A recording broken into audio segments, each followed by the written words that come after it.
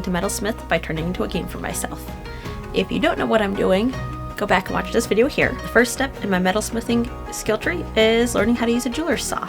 I got one right here. So I did get this one off of Amazon. This was before I realized that it was a knockoff of the Green Lion saw frame, but for now it'll have to do until I get something better. So the skill I'm going to be working on today from my skill tree is basic sawing practice, so learning how to do some simple shape and complex shapes. I'm going to use those pieces as little practice pieces to turn them into jewelry. First, I do have a piece of copper, and I'm going to use this piece of copper to practice sawing straight lines, and I think I'm going to turn that into a ring band, make a cool little stamp design on it maybe. A couple things I learned first with the saw frame. First thing, you have to know how to put a saw blade in.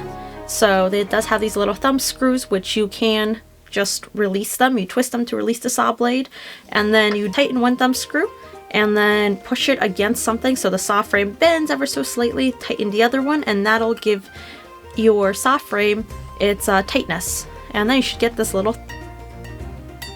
It should sound like plucking a guitar string or something. That means that your saw frame is tightened correctly, and you should be ready to saw. Let's dive into some practice.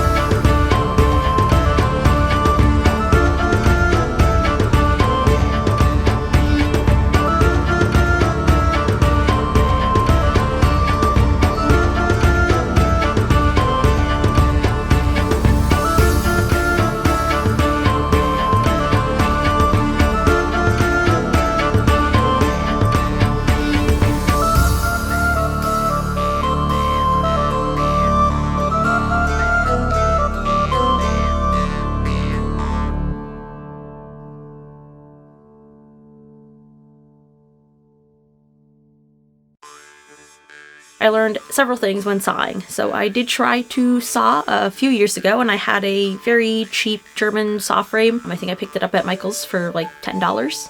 It wasn't very good. I still have it. When I tried to saw that first time, I did not know that a saw blade needs to be lubricated anyway. I didn't know that people use beeswax or some kind of blade butter to saw. This time I did a little differently, and I did actually, look up a few YouTube videos on how to saw and how to start, and that did lead me to getting some blade butter. That blade butter does help a lot when learning how to saw. The other thing that I learned while doing my research into sawing is the types of saw blades you use. So a lot of people said, if you're breaking saw blades all the time, you're not using good saw blades. I've learned that I need to get good saw blades. So I did pick up a few good ones, and I got these nano saw blades from Peppy Tools. Now I got sample size packs, and I'm going to try a few of these out and see what I like best for what gauges. I don't know why they came in two different case types, but I got tubes and little flat ones. But the really cool thing about these is that right on the packaging it says what gauge thickness that they are for. So you can see this is a cut 2 and it's for 16 to 18 gauge. I think it's called a 1/0.